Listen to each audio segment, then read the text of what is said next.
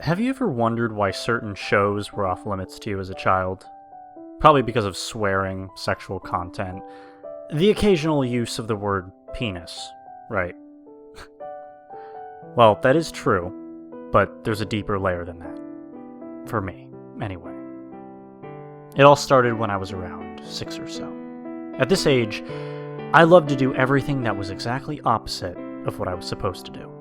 If you said, "Don't touch the cake I made for your aunt's wedding," I'd probably end up devouring the entire thing in one sitting. So, obviously, when my mother told me not to watch the Adult Swim portion of Cartoon Network's lineup, I made it my goal to watch it every single night. I'd gotten away with it for a few nights. Every night I would sit on the floor with the television remote in hand, giggling at how I was getting away with going behind my mother's back. Unfortunately, though, my fun didn't last forever. I would say I had only been sneaking to watch the channel for about a week or two before my mother began to catch on. It started with her noticing that my various stuffed animals would be left on the floor in front of the television at night, and then she began noticing that I was more sluggish than usual, a huge sign pointing to the fact that I hadn't been sleeping. But the last straw was when she finally caught me with my face glued to the television screen. I can't recall what was on the screen exactly, but I do remember the word penis being repeated over and over in a chant-like phrase.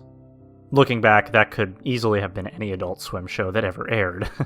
I mean, just the other day I was watching a Mission Hill episode where some pervert whispered the naughty word over and over into a payphone. Who knows? Maybe that's what I was watching then?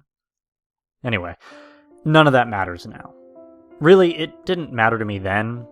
All that mattered to me then was that I was just caught doing something I was strictly forbidden not to do. So, I did what every other 6-year-old caught with their hand in the cookie jar would do. Cry. I could easily attribute all the throat problems I have today to that night. I'm pretty sure I busted a few things in my throat from crying so hard and long, begging for my mother's forgiveness, but she stood firm in her decision, giving me an old-fashioned spanking before sending me straight up to bed. It was always hard to make my mother angry, but once you did, she could be a real witch. Well, at least that's what I thought then. I actually appreciate being set right when I was. After that night, that of course was just one of the many childhood vows I made to myself. Like, when I got that stomach ache from eating too much and I vowed to never eat chocolate cake again. I probably could have kept that promise had the shows not kept replaying in my mind. They were so different from the shows my mom wanted me to watch. They were daring and forbidden, something I craved even as a child. Not only that, but all of my friends were watching these types of shows at school, even though we were only in the first grade.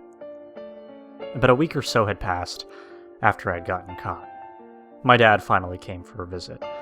My parents had gotten divorced not too long after I was born, so I only got to see my dad when he would come for a visit. It was the first time I had seen him in nearly a year, so I couldn't wait to hear the stories he had to tell. My dad was always on the go with his job, see, traveling all around the country to chase storms. Why he enjoys something like that, I'll never know, but to each his own, I guess. Anyway, after listening to what felt like a never-ending number of stories about tornadoes and other storm phenomena, it was finally my bedtime. Luckily, I wasn't confined to the usual 8:30 curfew when my dad was visiting, so my mom let me stay up as long as I wanted. My dad had always been a pushover when it came to giving me anything I wanted. I think he felt guilty for never being able to see me except for once every year or two, so when it was nearing 1 in the morning, he had no problem staying up to watch television with me. I sat in front of the television with a smirk on my face. I knew that my dad would let me watch whatever I wanted, especially since he was an avid fan of nearly every adult cartoon on the market. I even recall wearing his South Park shirts, which easily draped down past my feet when I was that age. My mom never liked that too much either, but I just chalked it up to her being too overprotective. Okay, I'm trailing off into My Life, the miniseries. Let's get back on track. I asked as sweetly and politely as I could, the best pout on my face that I could muster, if we could watch a new show that I found. I told him the channel. He didn't hesitate to turn it over, even though I'm positive he knew no kiddie shows were playing at that time of night. I remember I received a jolt of the same feelings I had prior to my mom pulling the plug on my after-hours television fun. I felt excited, mischief, and that subtle sense of fear that I always got from watching those cartoons. You have to admit that most of the stuff that plays on those lineups can be pretty scary to a 6-year-old. During the commercial break, I heard my dad snoring his signature snore that could easily be used in place of a foghorn. I was irritated by this, so I slid closer to the television in order to be able to actually hear the show. I sat there, watching whatever show was on for a few minutes. I started to feel my excitement fade and be replaced with that feeling of paranoia, which I often got when I saw these types of shows on television. I kept looking over my shoulder, making sure the characters weren't there. Why? I don't know. I was a sensitive kid and the stupid things would scare me. I do remember the screen cutting from the show and transitioning to a black screen, which was pretty normal for Adult Swim as they usually began commercials this way, and had many commercials where the logo of the channel is displayed on a screen of black. This always caused my heart to stop a little. I hated the feeling of stillness and the silence of those commercials as a kid. It always made me feel uneasy. For some reason, the feeling was a little more intense this time. Not anything that would make me bolt out of the room, yet. I was sitting in the silence with that feeling growing stronger each second that the logo didn't appear. I noticed it was taking longer than usual, as if the station had gone into dead air. The screen jolted at that point, which I thought was a sign that the logo was going to appear. A logo, in fact, did appear. But it wasn't the logo I had come to expect from the previous times I had watched the channel. It was a simple logo, scrolled over to the center of the screen with white lines. It wasn't too fancy, but the cleanness and sharpness of the lines definitely made up for it. It was hard to tell what the logo was at first, as it just seemed to be a bunch of crisscrossing lines, held within a thick box. It looked a lot like the National Geographic logo, if it had all of its color drained. As the logo began to fade into the black, the sound that you usually hear before most movies of the 90s, I believe it's the THX sound effect, blared. I was surprised I didn't wake up my dad. "We now present our feature presentation," a man boomed, sounding a lot like the person that narrates over movies in the theater. You know, the man who tells you to shut off your cell phone and buy loads of popcorn and candy. Instantly, I felt tons better. I figured that this was just how Adult Swim presented their movies. And after a day of watching nothing but Disney, I was excited to see the shows and movies all my first grade friends got to watch. The only thing I could think about was bragging to my friends that I had seen an adult movie on the Forbidden Channel. Not to be mistaken with porn, guys. The movie started with little droplets falling from a darkened sky. In the mixture of the translucent rain were droplets of scarlet, which were supposed to be blood, although it looked much more like the paint that's packaged in those old paint-by-numbers. Then again, you can't really expect much more than that from a low-budget Adult Swim film. Plus, blood wasn't exactly rare amongst their programs. It was just another reason why my mom didn't allow me to watch the station. After the shower of rain and blood, one of the main characters could be seen from the bird's eye view. Their hair was a rich and vibrant purple color. However, the color was fading. The rain seemed to be washing it away, as you could clearly see purple dribbles sliding down the character's body. The scene cut to a close-up of the character's face. It was a young woman cartoon character. Her eyes were nothing more than slits of black resembling an electrical outlet. Actually, she herself resembled a huge electrical outlet, which was carried along by tiny sticks for legs and arms. Imagine the legs and arms from the SpongeBob SquarePants episode Frankendoodle. That's the best way I know how to describe it. Her pitiful excuse for an arm lifted upward, the camera panning up the span of the stick, zooming upward until you could see a glass window. For whatever reason, her reflection wasn't present in the mirror. But as a kid, I didn't give that much thought. Perhaps if I paid attention to that detail, it would have unnerved me more than it did. While I felt a little frightened by the sharp camera angles, oversimplified character designs, and the eerie piano music droning in the background, I was still determined to watch the movie in its entirety. I didn't want to face another day of school being called a mama's boy and a chicken because I hadn't watched things that were far out of my age range. The piano music seemed like it was coming from one of those old, busted record players. In fact, it was. As the camera panned up the window, it steadily began to fade into the glass. It wasn't showing the contents of the room behind the window, it was actually showing the inside of the glass. Once inside the window, you could see an overweight character, drawn far differently from the female outlet.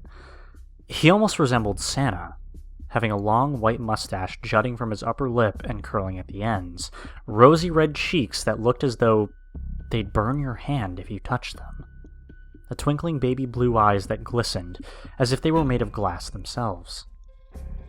This detailed drawing of a rip-off Santa stood next to a table that was considerably out of proportion to him.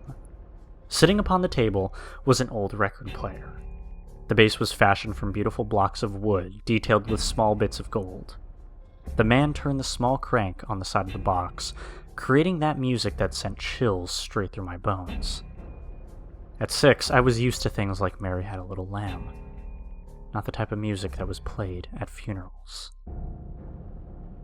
"Turn the crank! Turn the crank!" He suddenly sputtered, as the camera zoomed onto his hand turning the crank. The motions were agonizingly slow, forcing me to really feel the stillness of the moment. "Turn the crank! Turn the crank!" It dragged on for what felt like a lifetime, growing louder and louder as it continued. I turned back to the screen when the sound caught my attention. The crank that the unnamed character was turning was being wound tighter and tighter. Straining the gorgeous wooden base, the base began to reveal tiny cracks as the crank turned. The cracks grew larger, the sound grew louder, and the crank grew weaker. "Turn the crank! Turn the crank!" The man shouted with a creepy, joyful voice. I could only assume he had a smile on his face, but the only thing the camera would show was the record player slowly collapsing upon itself. "Turn the crank! Turn the crank!" My eyes were beginning to fill with tears. I remember how loud noises would always upset me when I was younger. I was an odd child. Neither silence nor noise pleased me. If it was too silent, I would be scared. If it was too noisy, I'd be equally scared. Unfortunately for me, this movie had already manipulated both of those childhood fears. My teary eyes widened as the next scene of the movie took place. The beautiful record player finally gave out, the crank breaking apart into the jolly man's hand. The remaining bits of the record player began to sputter a violent amount of smoke, which surprisingly only hovered around the character, leaving every other inch of the room untouched. "No more must I turn the crank," the man whispered, the camera focusing on his face and his face alone. His cherry-colored cheeks were growing pale, and his glimmering eyes began to lose their luster. Suddenly, those once sparkling blue eyes shattered, shards of glass falling to the floor. I was surprised that they didn't fling into the screen. They just sort of fell from the man's eye sockets. I later figured that the rain at the start of the film had actually been the glass falling from his face. The lonesome girl has finally sank. The screen cut to an abrupt moment of darkness, but only long enough to fade into the next scene.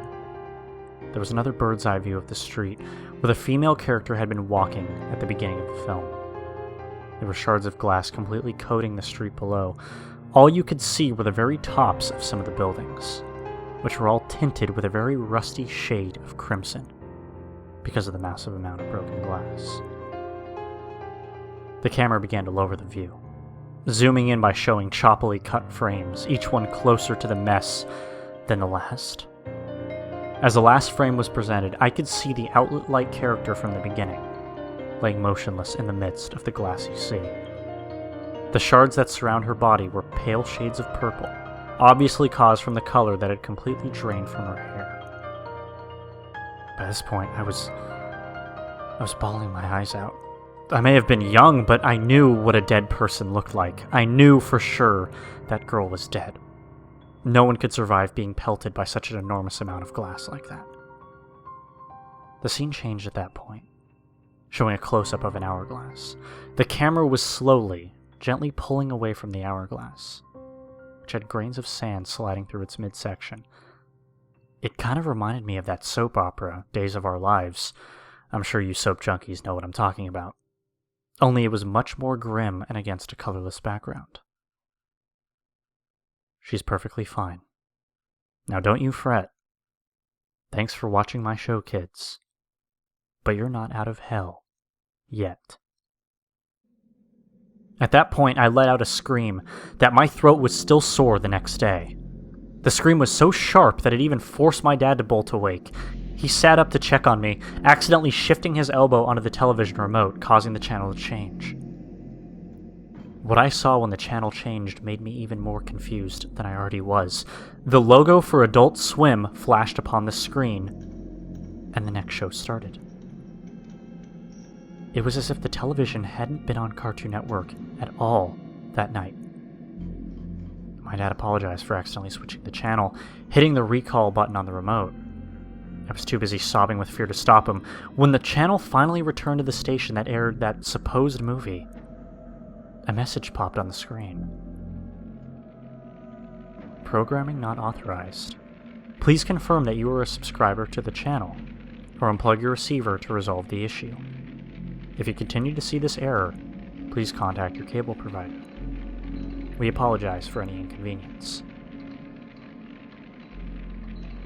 The channel was apparently some type of late-night movie network, exclusive to subscribed viewers. But that didn't explain how I was able to watch an entire film on an unauthorized channel. How it got to that channel, I have no clue.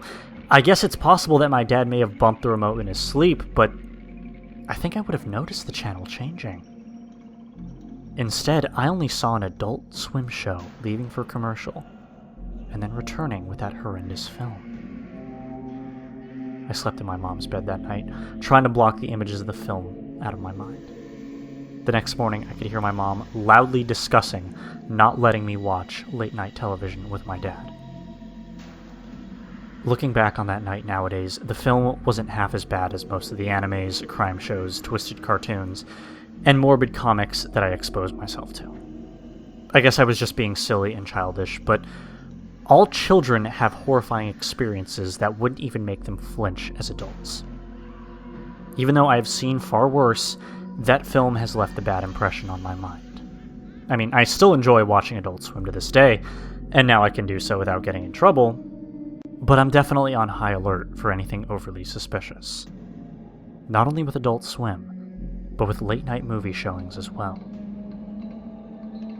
I have no interest in ever seeing that film again, but I am curious about its title.